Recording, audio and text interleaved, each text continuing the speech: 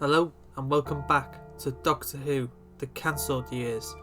In this video, we'll be covering Series 3 of The Pyramid, so let's get started.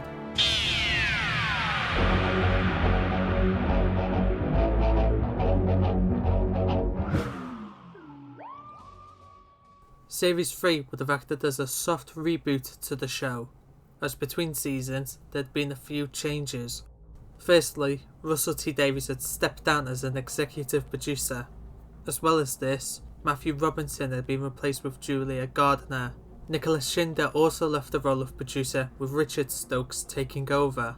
Also, Stephen Moffat came on as an executive producer, however he didn't really affect the series and was just there for the sake of being there. This would be Paul Cornell's last series on the show, with writer Chris Chibnall set to take over from him for Series 4. Due to the success of Series 2, the show was moved from BBC 2 to BBC 1, therefore the budget was increased, which resulted in the episode count being increased from 6 to 8. And finally, to signify the change to the series, a new title sequence was produced. This time, the whole Matrix Rain thing had been abandoned and replaced with Red Lightning. And now, let's get to the episodes. The first episode would be Artificial Intelligence, written by Paul Cornell.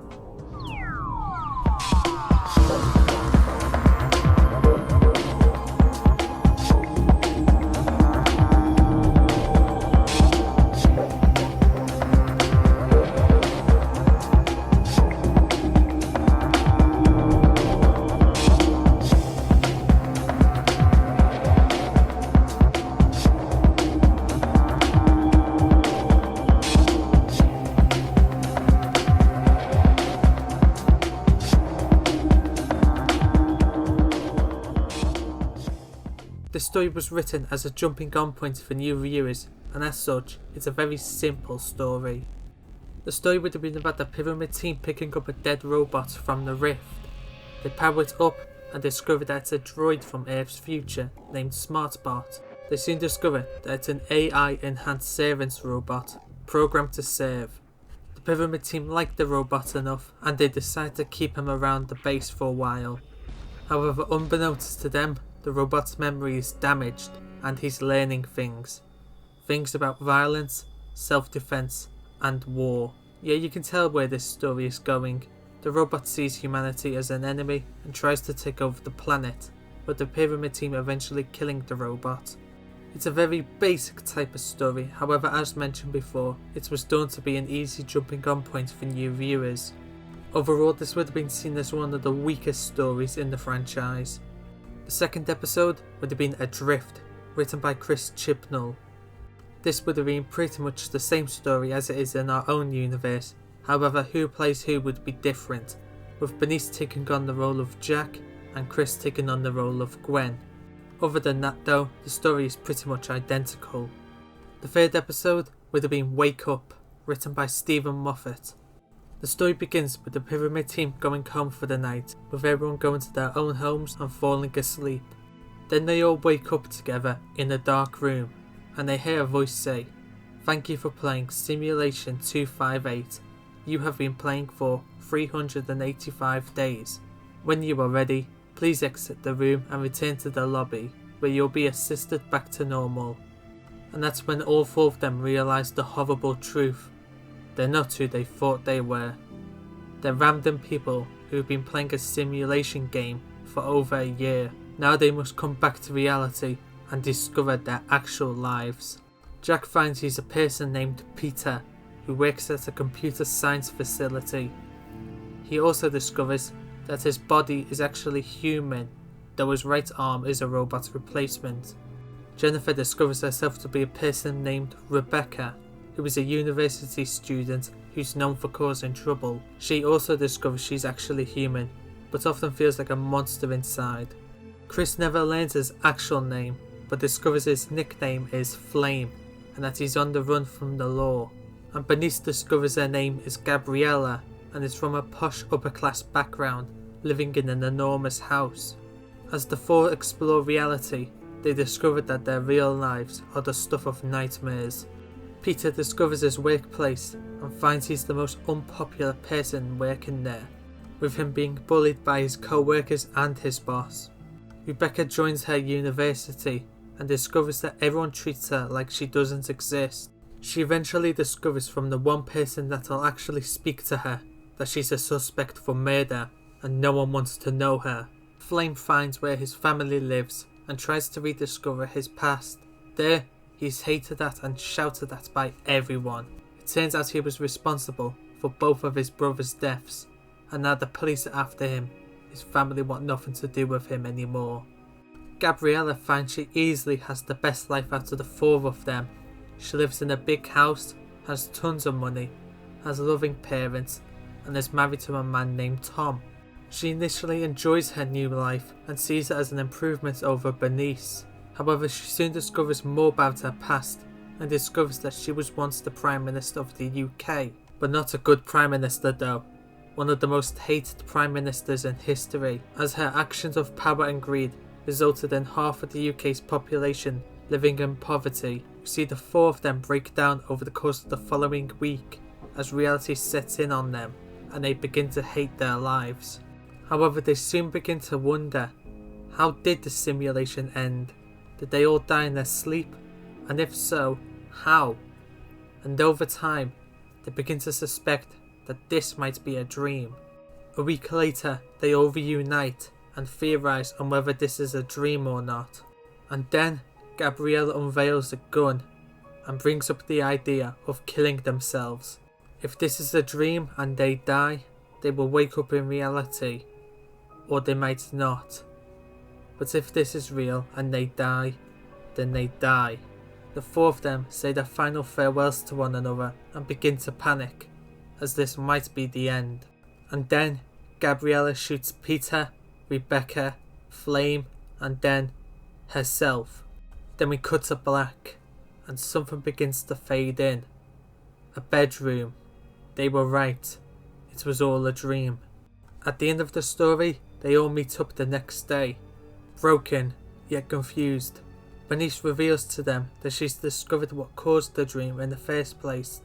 As it turns out, they all got infected with a space disease known as Yom, a disease that puts you into a coma where you live your worst nightmares.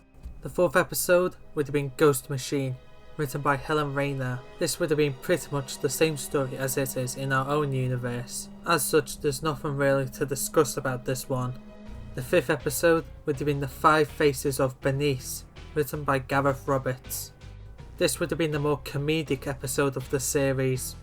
It sees the pyramid team finding an alien device that splits an individual into 5 different people, each person representing a certain emotion.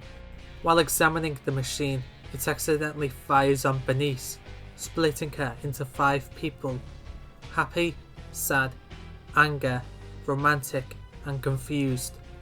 The story would have saw Chris, Jennifer, and Jack hunting down the 5 Bernices and putting her back together again. It would have had some comedic and quite silly bits in there, with the team reacting differently to each Bernice. There would also be some quite awkward stuff in this story, such as Chris taking advantage over the romantic Bernice. At the end of the story, they've eventually restored Bernice back to one person, with the 5 emotions back inside her. The 6th episode would have been Poseidon, written by Chris Chibnall.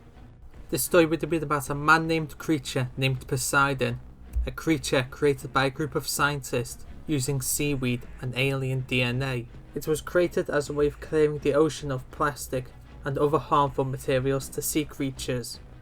However, something has gone wrong, and Poseidon is now draining all of Earth's water. The story would have saw the pyramid team attempting to defeat the Poseidon before there is no more water left on Earth.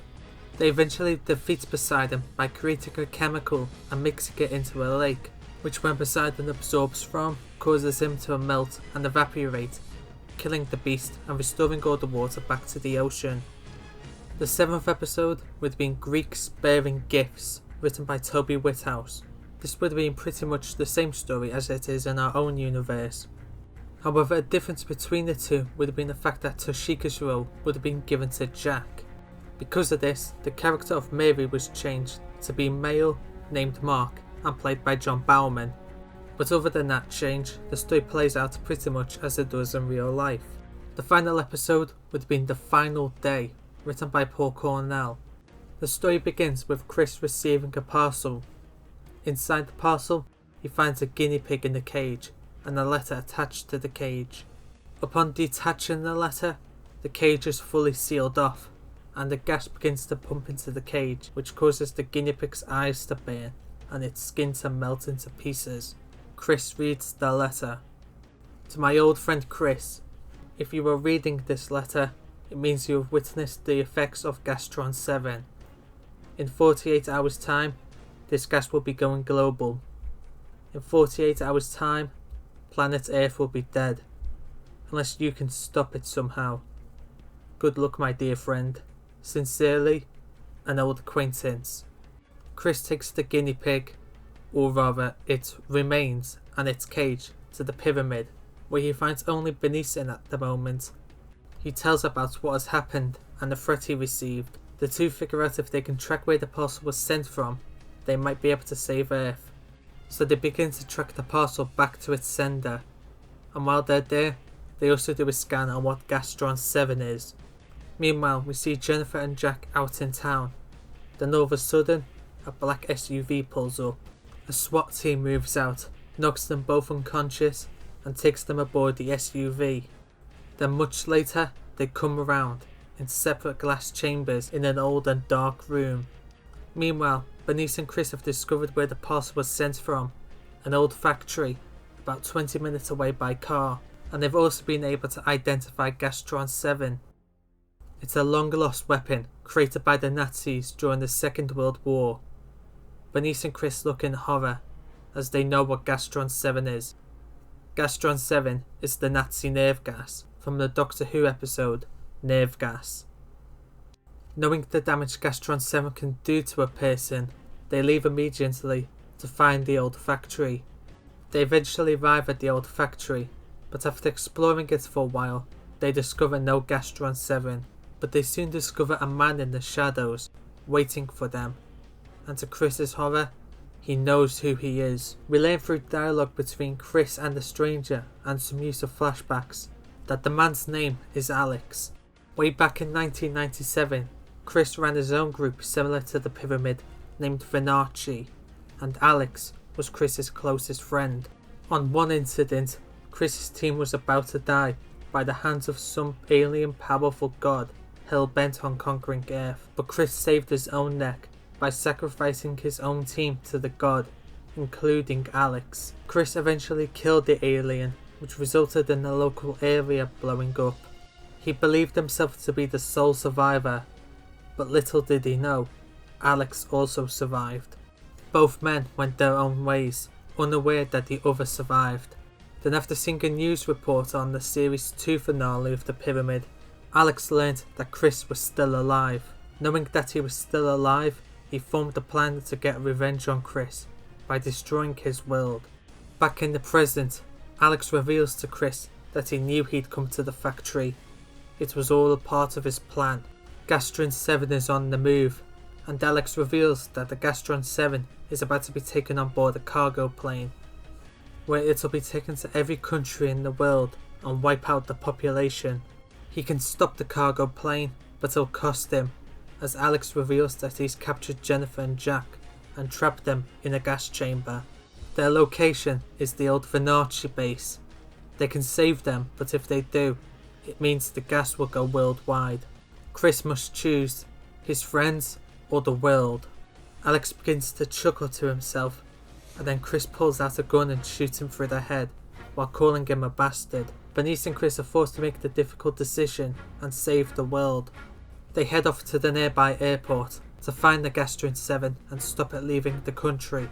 Eventually, they do just that and stop the Gastron 7 from destroying the world.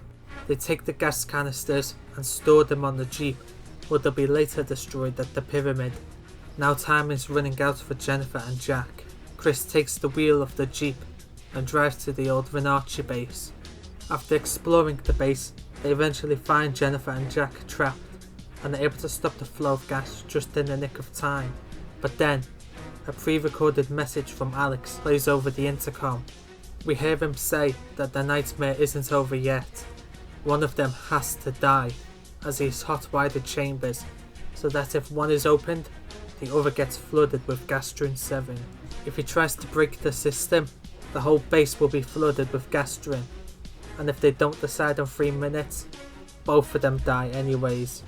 For the next 2 minutes, we see Jennifer and Jack offering to sacrifice themselves for the other, but in the end, Jack convinces Jennifer to let him die.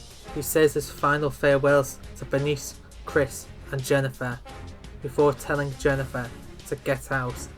Jennifer's door opens and gas pumps into Jack's cell.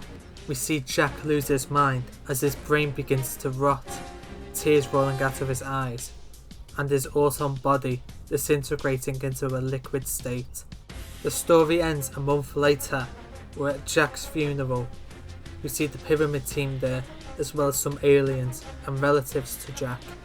Then we see later on with Bernice, Chris and Jennifer on the roof of the pyramid, toasting a drink to Jack. And then the episode ends. And that concludes series 3 of The Pyramid. A quite unpopular season overall, and was considered to be the start of the show becoming to be quite stale. And that's it for this video. In the next video, we'll be covering season 42 of Doctor Who. Until then, thank you for watching, and goodbye.